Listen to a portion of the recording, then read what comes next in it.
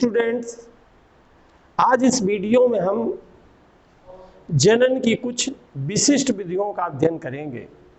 अभी तक हमने जो पादपों में जनन की दो विधियों का अध्ययन किया, जिसमें लैंगिक जनन और अलैंगिक जनन सम्मिलित था। आज इनके अतिरिक्त कुछ स्पेशल मेथड है जिनके द्वारा भी पादपों में जनन की क्रिया संपादित होती है। आइए उनका अध्ययन करते हैं। सबसे पहले है असंग जनन।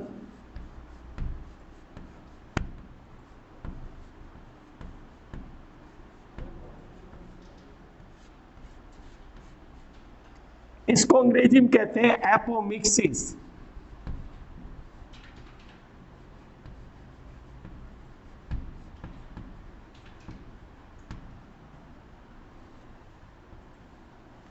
दूसरी है अनिषेक बीजता। अनिषेक बीजता एगैमोस्पर्मी।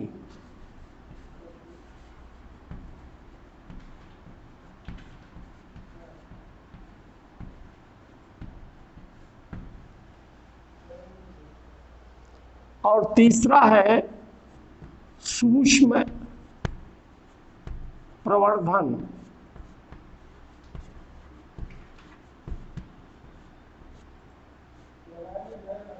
इसको कहते हैं अंग्रेजी में माइक्रो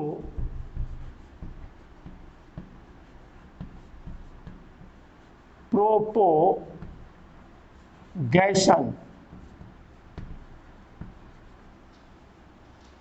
और जो चौथी विधि है उसका नाम है कायिक जनन,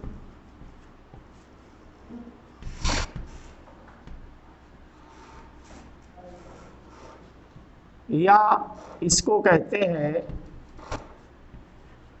कायिक प्रवर्धन,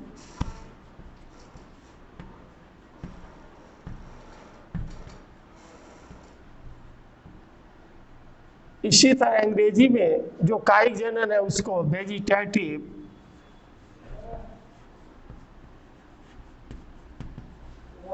रिप्रोडक्शन,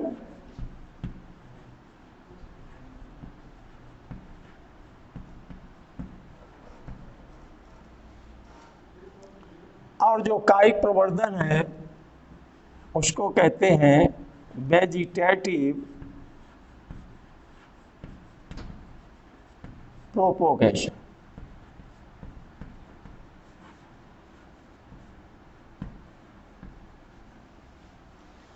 तो ये चार स्पेशल मेथड हैं जो पादपों में जनन की क्रिया को संपादित करते हैं। आइए अब हम एक एक विधि का विस्तार से अध्ययन करेंगे। सबसे पहले हम देख रहे हैं एपोमिक्सिस। एपोमिक्सिस की क्रिया है क्या, समझने की कोशिश करें। ब्लैक बोर्ड से इन तीनों विधियों को हम रब करते हैं और एक बार सबसे पहले असंग जनन की जो विधि है उसको देखते हैं।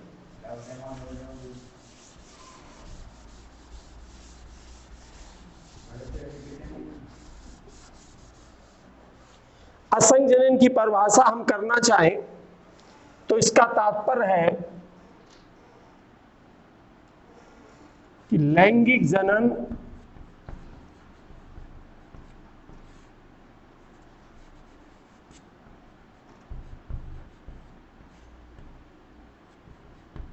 जनन प्रतिस्थापन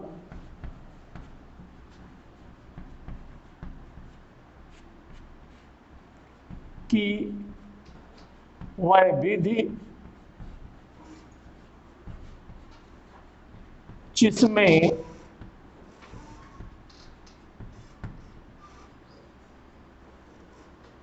बिना अर्धसूत्रण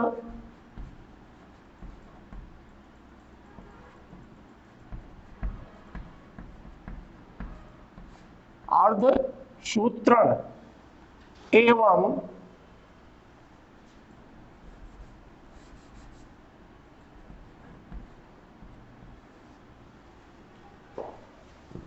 एवं निषेचन के जनन की क्रिया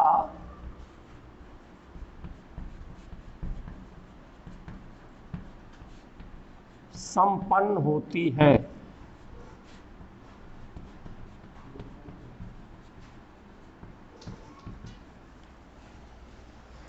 आइए इसको समझें आप, क्या है ये।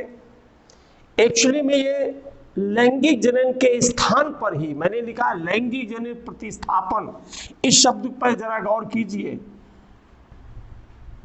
लैंगिक जनन के स्थान पर ये जनन की प्रक्रिया है। इसमें क्या होता है कि जो अर्धसूत्रण के द्वारा युग्मकों का निर्माण होता है और इसके बाद युग्मक संलीत होते हैं, जाइगोट का निर्माण करते हैं और जाइगोट से फिर भ्रूण या बीज का परिवर्धन होता है। लेकिन इस असंग जनन की क्रिया में ना तो अर्धसूत्रण की क्रिया संपन्न होती है और ना ही निषेचन की क्रिया होती। इन दोनों क्रियाओं के बिना ही जनन की क्रिया संपन्न हो जाती है। इसीलिए इसको कहते हैं असंग जनन। और यह असंग जनन की जो क्रिया है, ये हैंस विंकलर ने इसका प्रतिपादन किया था। किसने किया था? Hans Winkler.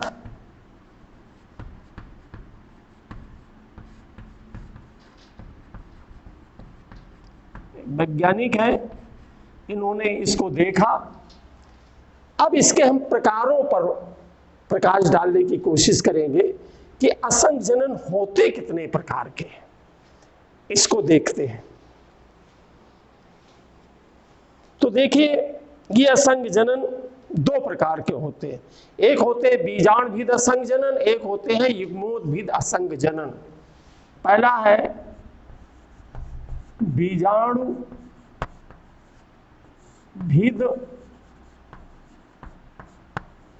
असंग जनन।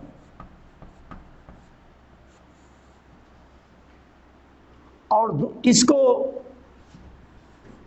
सैप्रोफाइटिक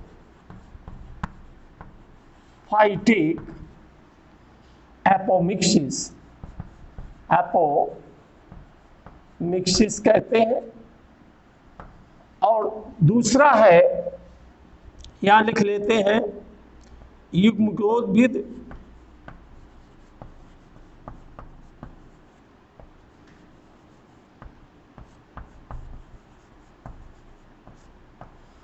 असंग जनन। गैमेटोफाइटिक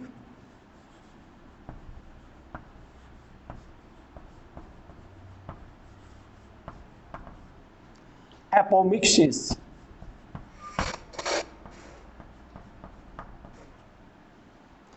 आइए दोनों पर क्या है इसको समझने की कोशिश करें।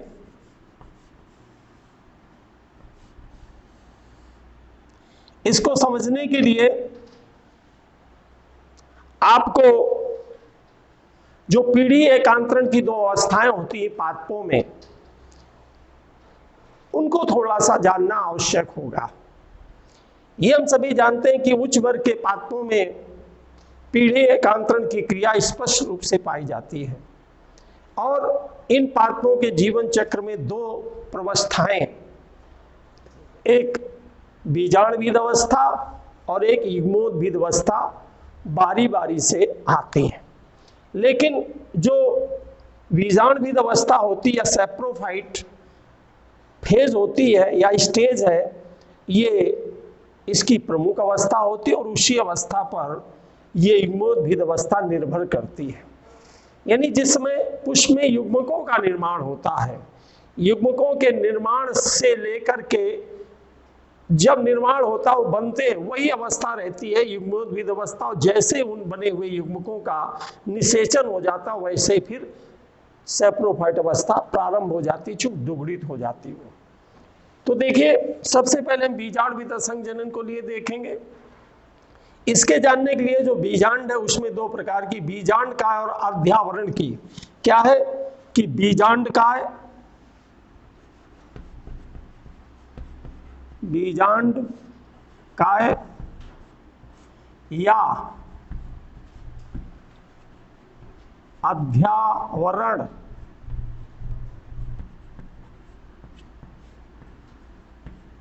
की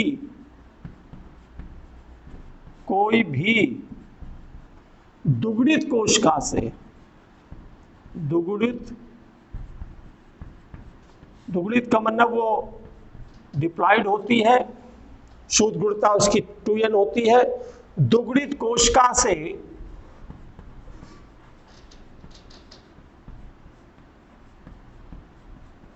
बिना निषेचन के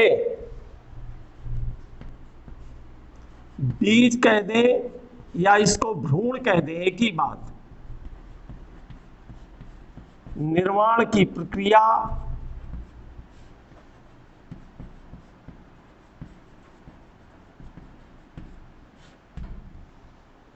बीजाणुभिद असंग जनन कहलाती है। प्रक्रिया को बीजाणुभिद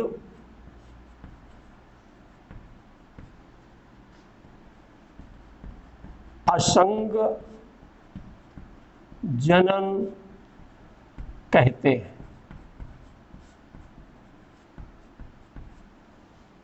इसके अलावा जो युग्मोद्भिद असंग जनन है, इसमें अंडकोश का, जो हमारे भ्रूण कोश के अंदर होती है, उसमें अंडकोश का,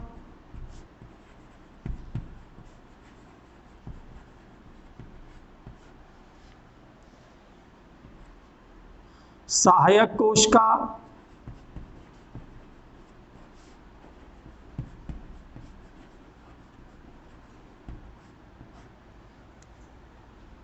अथवा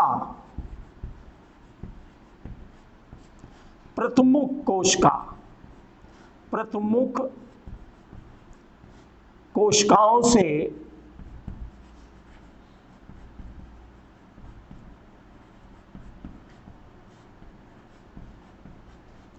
बिना निषेचन के, या पहले लिख लो निषेचन के बिना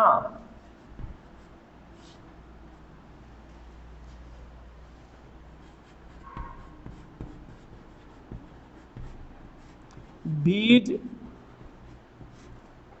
या इसी के भ्रूण निर्माण को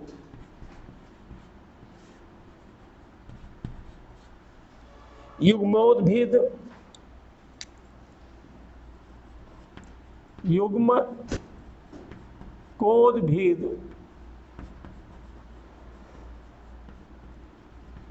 असंग जनन कहते हैं। अब आपको स्पष्ट रूप से समझ में आ गया होगा कि इसको मैंने बीजाणुभिद असंग जनन क्यों कहा। क्योंकि ये जनन की प्रक्रिया बिना निषेचन के उन कोशिकाओं से संपादित हो रही है जो दुगुणित है, जो बीजाणुभिद की कोशिका है, चाहे वो बीजांडकाय की कोशिका हो, ये भी टुकड़ित है, और चाहे वो अध्यावरण की कोशिका हो। ये दोनों कोशिकाएं, ये कोशिकाएं कहाँ है, या नहीं समझ में आ रहा तो थोड़ा आप डायग्राम को देखें, कहाँ पर ये कोशिकाएं स्थित होंगी।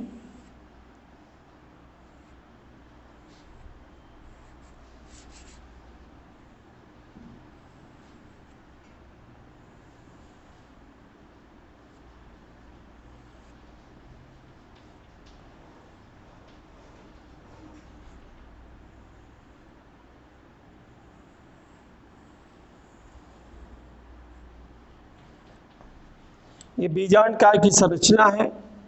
ये जो मैंने आप कोशिका बनाई अंड कोशिका है, व्हाइट चौक से जो बना रहे हैं वो सहायक कोशिकाएं हैं। ये सहायक कोशिका, ये सहायक कोशिका, और ये ध्रुवी या द्वितीयक केंद्रक है, और ऊपर की तरफ देख रहे ये हैं प्रतमुख कोशिकाएं।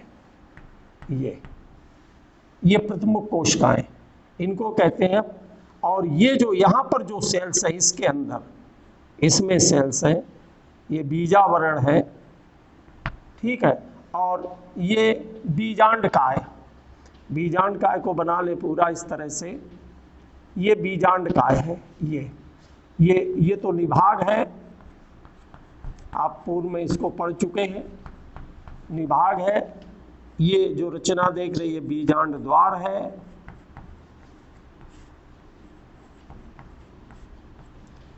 ये अध्यावरण, बाहरी और भीतरी दो हैं अध्यावरण।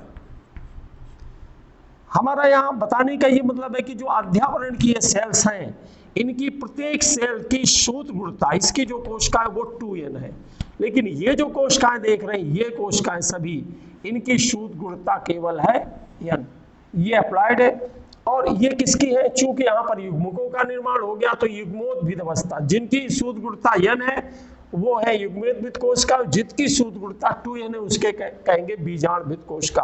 तो ये जो बीजांडभिद असंजनन है उसमें या तो अध्यावरण की या बीजांडकाय की कोई कोशिका, ये बीजांडकाय, इसमें भी जो सेल्स बनी हुई हैं उनकी शोध गुणता है 2n।